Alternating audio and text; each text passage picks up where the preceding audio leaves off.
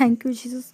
God bless you all sister and brother ji. सभी को जय मसीह की। परमेश्वर आपको बहुत आशीष दे। तो आइए वचन में चलते हैं।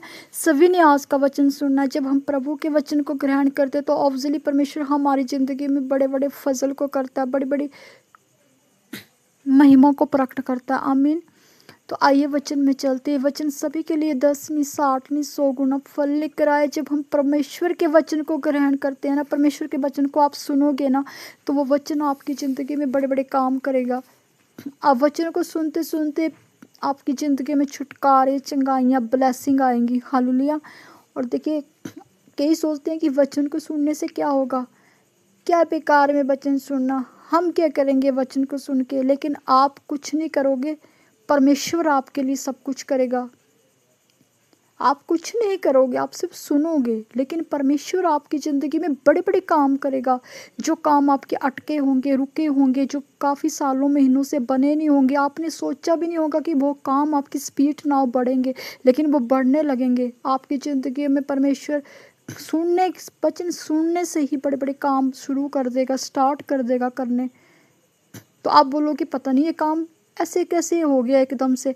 तो वो वचन होता है, जो वचन हमारे हृदय में जाता है, वचन हमारी ज़िंदगी में उजाला लेके आता है, हमारे कामों में प्रकाशन लेके आता है, हमारे कामों को एक नई मोड़ लेके आता है।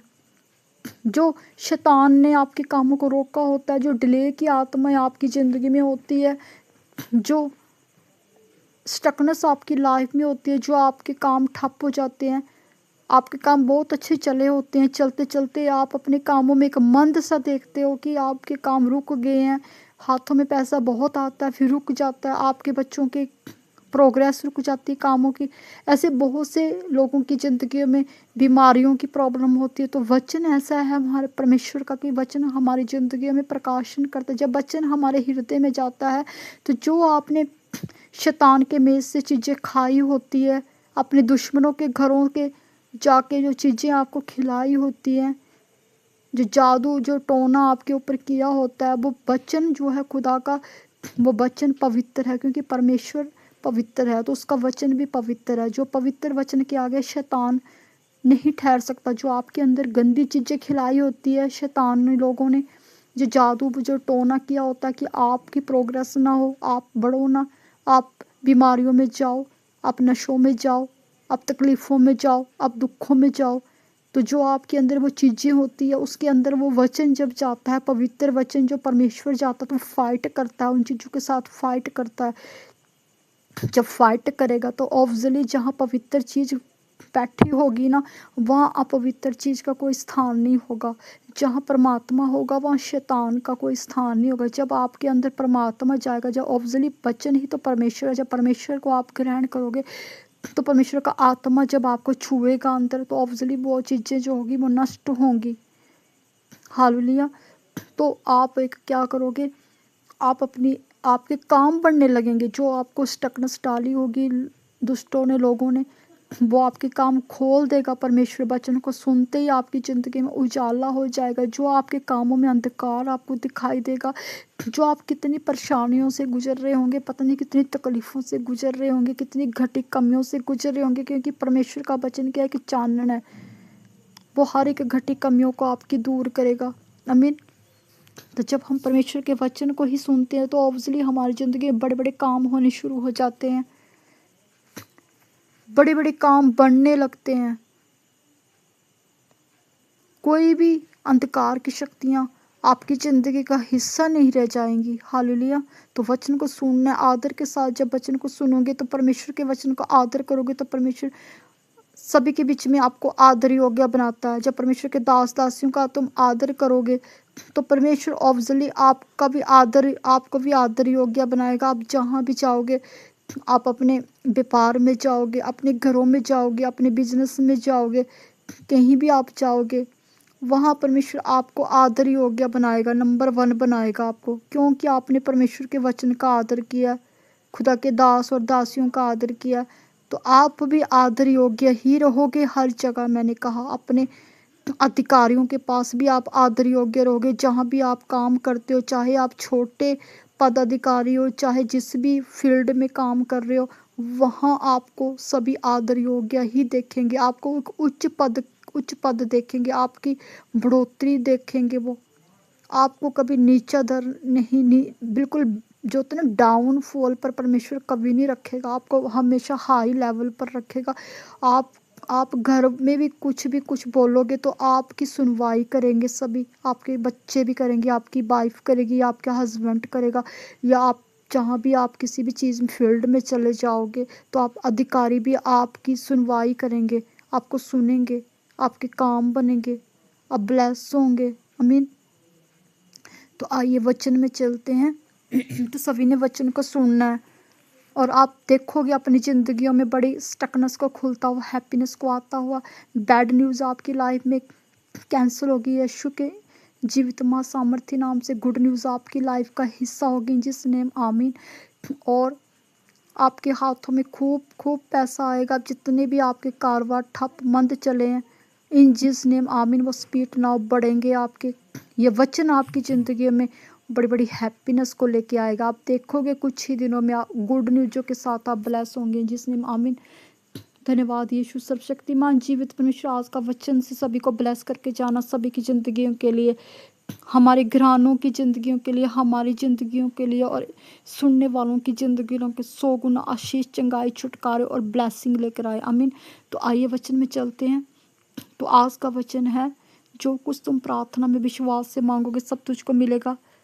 तो वचन हमें क्या सिखा रहा है? देखो, जो कुछ तुम प्रार्थना में, अगर आपकी ज़िंदगी में घटी कमी है तो आपने सिर्फ 2 मिनट परमेश्वर को देने हैं। आप घुटने लगा के परमेश्वर से, आपके पास टाइम नहीं है तो 2 मिनट, 5 मिनट, 10 मिनट परमेश्वर को, वो आपके पर निर्भर करता है कि 40 मिनट दीजिए, 2 घंटे दीजिए, कितनी देर दीजिए, क्योंकि खुदा आपके हृदयों की सच्चाई को जानेगा, आपके हृदयों की पवित्रताई को जानेगा, आपकी स्थिरता को जानेगा। आप परमेश्वर के साथ अधीनताई में बने रहो, वफादारी के साथ बने रहो, पवित्रताई को बनाए रखो, सच्चाई को बनाए रखो, अपने ईमानदारी को बनाए रखो, अपने घरों में ईमानदारी को बनाए रखो, अपने रिश्तों में ईमानदारी को बनाए रखो। अगर आप वाइफ हो तो अपने पति के साथ ईमानदारी से रहो, अगर आप हस्बैंड हो तो अपनी पत्नी के साथ ईमानदारी से रहो, अगर आप किसी जॉब फील्ड में काम करते हो अपने अधिकारियों के साथ, अपने ऑफिस वर्कर के साथ ईमानदारी से रहो, क्योंकि ईमानदारी परमेश्वर को पसंद है और ईमानदार बंदा बहुत आगे तक जाता है। हालेलुया। और अपने देखने सुनने को पवित्रताई से रखो, चाल चलन को पवित्रताई से रखो। ये सब चीज़ें आपके अंदर होनी चाहिए। एक अच्छी आशीष को पाने के लिए आपको आशीष चाहिए, या एक अच्छी या गुडलेस आशीष। देखिए, आशीष बहुत तरह की होती है।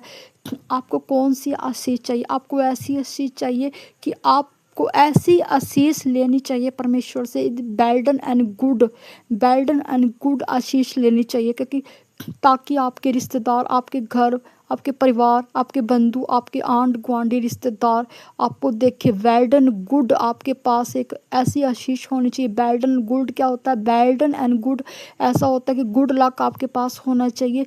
ऐसी आशीष होनी चाहिए कि आप पूरी तरह ब्लेस हो, आप पूरी तरह ब्लेस हो।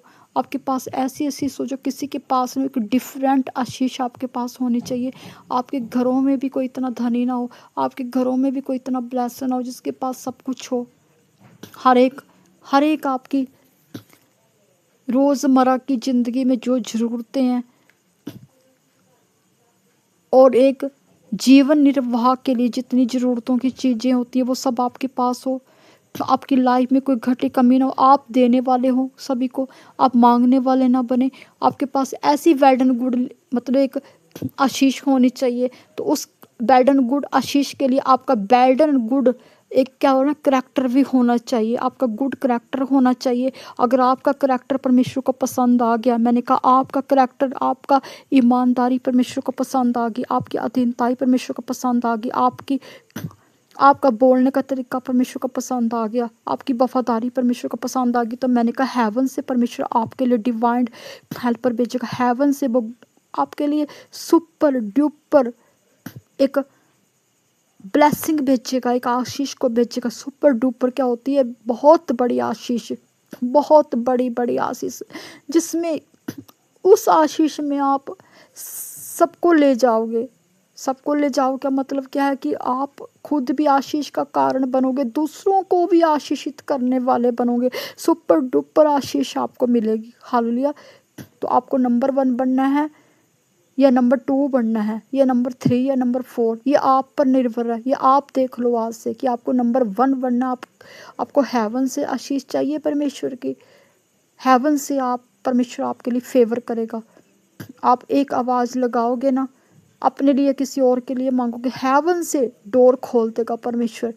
उसके लिए आपको परमेश्वर के साथ अपने टाइम को स्पेंड करना चाहिए।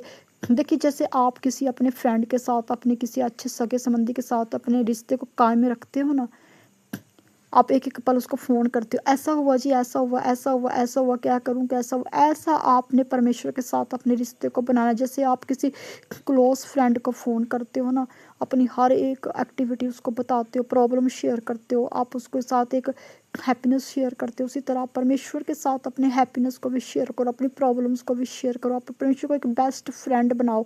मैंने कहा परमेश्वर को दी बेस्ट फ्रेंड आप बना लोगे ना, और बोलोगे परमेश्वर आप मेरे दी बेस्ट फ्रेंड बनो, मैं आपके साथ हर एक दुख और सुख को शेयर करूंगी या करूंगा।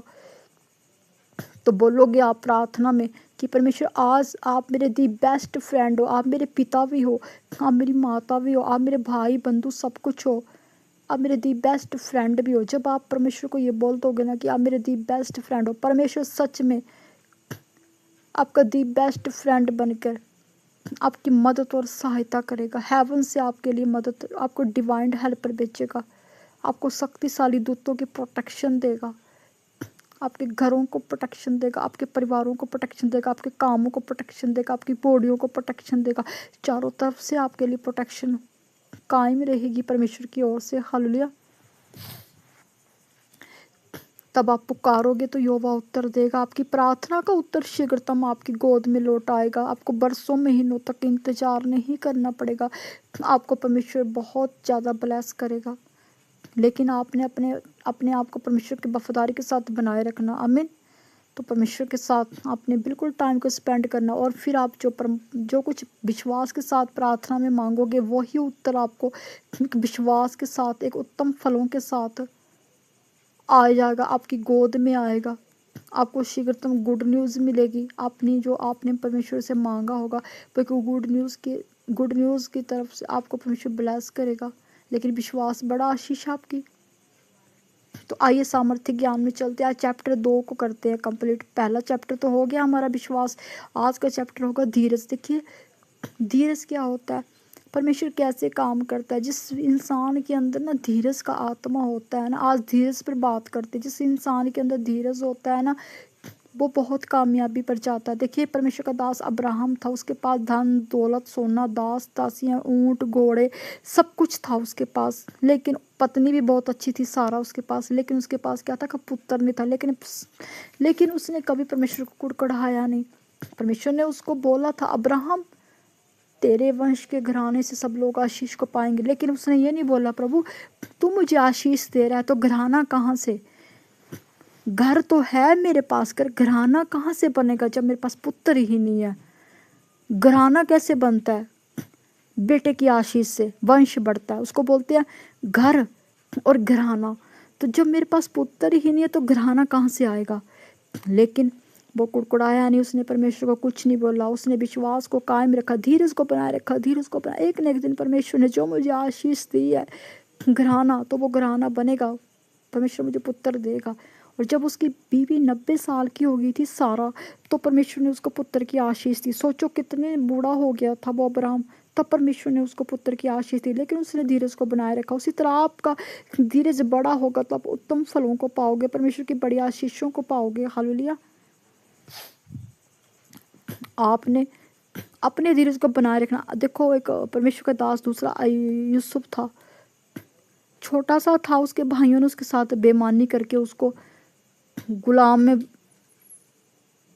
बेच दिया था, उसको मिस्र देश में, उसको गुलामी में कितने साल तक रहना पड़ा।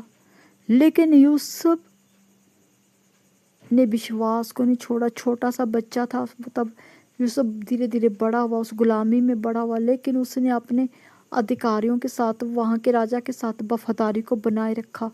उसकी वफादारी को देख के उसको वहाँ का प्रधानमंत्री बनाया उन्होंने। हालेलुया। उसकी बुद्धिमत्ता को देख के और परमेश्वर का जो उस पर अनुग्रह था उसको देख के वहाँ का प्रधानमंत्री बना यूसुफ। तो परमेश्वर ने कैसे वो प्रधानमंत्री बना? क्योंकि उसके अंदर क्या थी? एक सच्चाई थी, पवित्रता आई थी, एक वफादारी थी। उस वो जहाँ रहा उसने वफादारी को बनाए रखा, यूसुफ ने ईमानदारी को बनाए रखा, पवित्रताई को बनाए रखा। इसी तरह परमेश्वर ने उसको बढ़ाया, उसको सुपर डुपर उसको पावर दी। वहाँ के राजा ने उसको सुपर डुपर पावर दी, उसको प्रधानमंत्री बनाया और उसके पास पूरे देशों की पावर थी। जो वो बोलता था, राजा बोलता था मैं कुछ नहीं कर सकता, तुम यूसुफ के पास जाओ। कोई भी बात होती थी बोलता यूसुफ के पास जाओ, मेरे प्रधानमंत्री के पास जाओ। तो देखो कितनी बड़ी पावर उसको परमेश्वर ने दिलाई थी ना। जब परमात्मा ऊपर से आशीष देता तभी तभी इंसान बढ़ता है ना, तभी इंसान चानन में आता, रोशनी में आता, सभी के बीच में आता है। तभी वो उसके अंदर पावर आती है ना। जब परमात्मा का हाथ किसी के ऊपर होता है तो भी इंसान कुछ प्रोग्रेस करता है ना लाइफ में।